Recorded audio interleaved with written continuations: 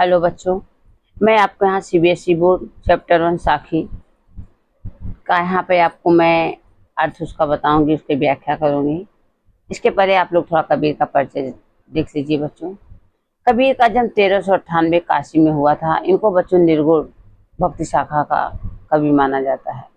निर्गुण का मतलब ये होता है बच्चों, इन्होंने ज्ञान के द्वारा भगवान को पहचाना, ज्ञान के द्वारा भगवान को पहचाना और प्रचार प्रसार के, इसलिए इनको निर्गुण भक्ति शाखा बोला जाता है। गुरु रामानंद के शिष्यों में से थे। 100 वर्ष की आयु उन्होंने पाई। कबीर बाह्य आडंबरों का खुलकर विरोध किया बच्चों। कबीर की भाषा पूर्वी जनपद भाषा थी। उन्होंने जन चेतना, जन भावों को अपने शब्द और साखियों के माध्यम से जन जन तक पहुंचाया।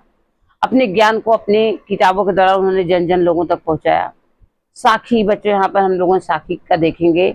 साखी शब्द का अर्थ होता है बच्चों साक्षी। शब्द का तद्भव रूप है। तद्भव तो समाप्ति पढ़ा होगा ना।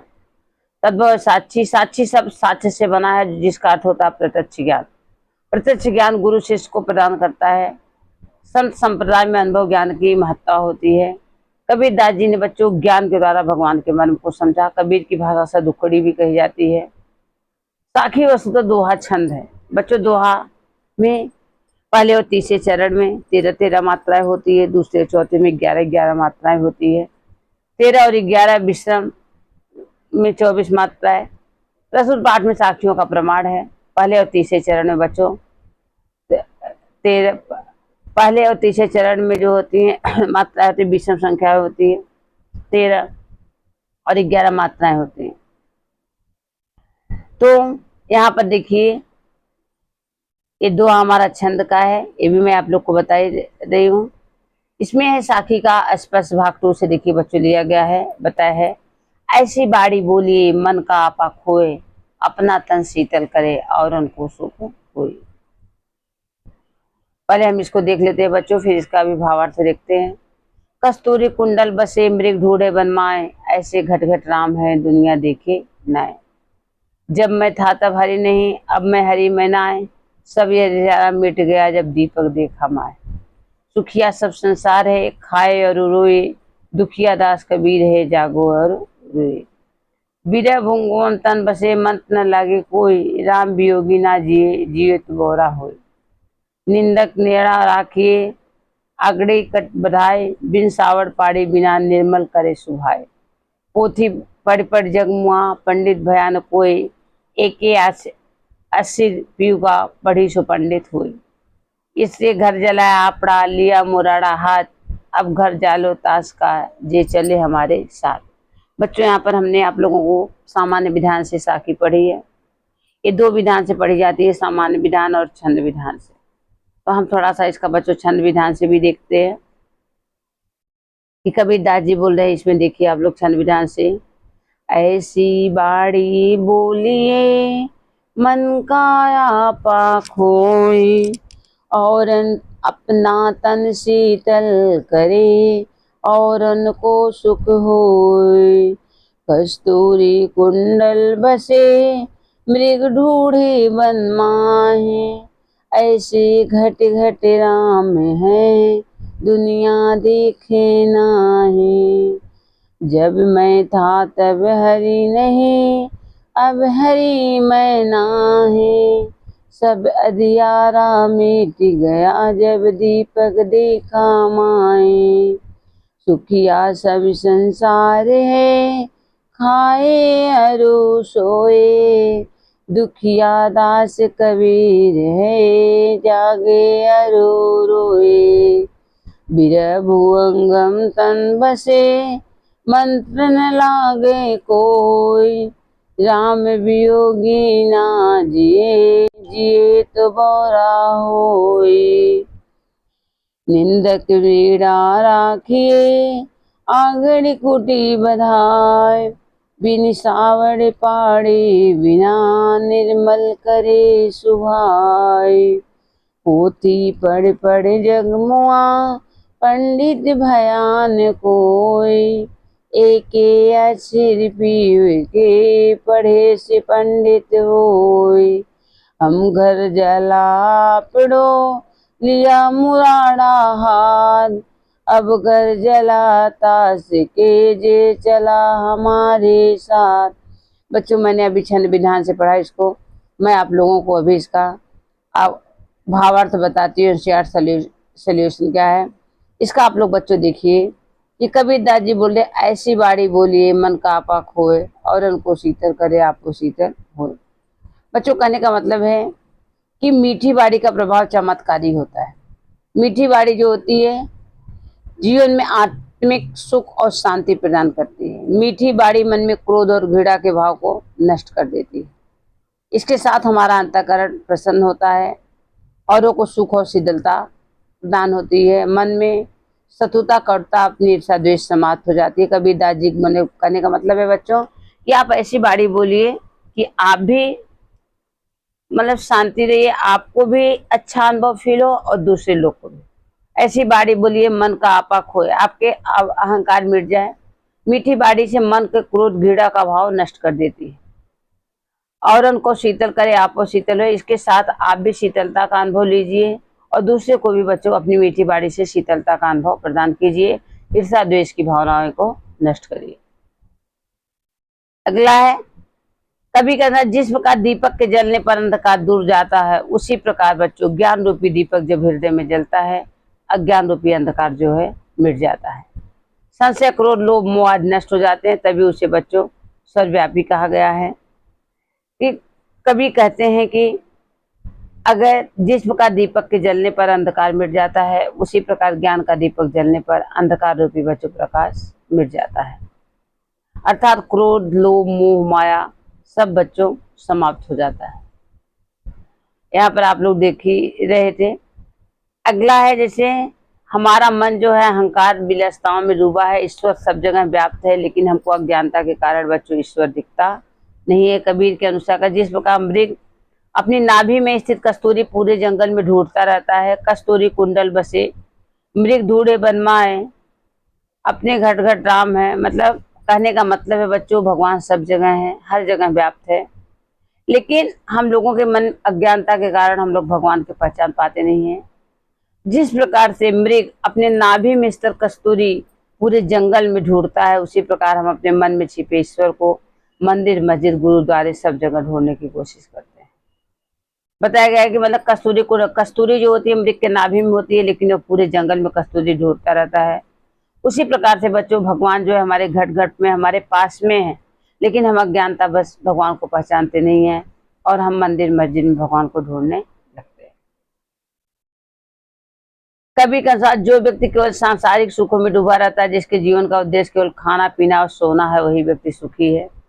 कबीर बोलते हैं कि सारा संसार सुखी है, खा पी करके सोता रहता है, सिर्फ दुखी मैं हूँ जो मैं रोता रहता हूँ। कहने का मतलब है बच्चों इस सांसारिक सुखा में जो डूबा रहता है, जिसे जीवन का उद्देश्य में सिर्फ खाना पीना और सोना है, वह व्यक्ति क्या है बच्चों कबीर के अनुसार सुखी है। कबीर के अनुसार सोना ज्ञानता का प्रतीक है बच्चों।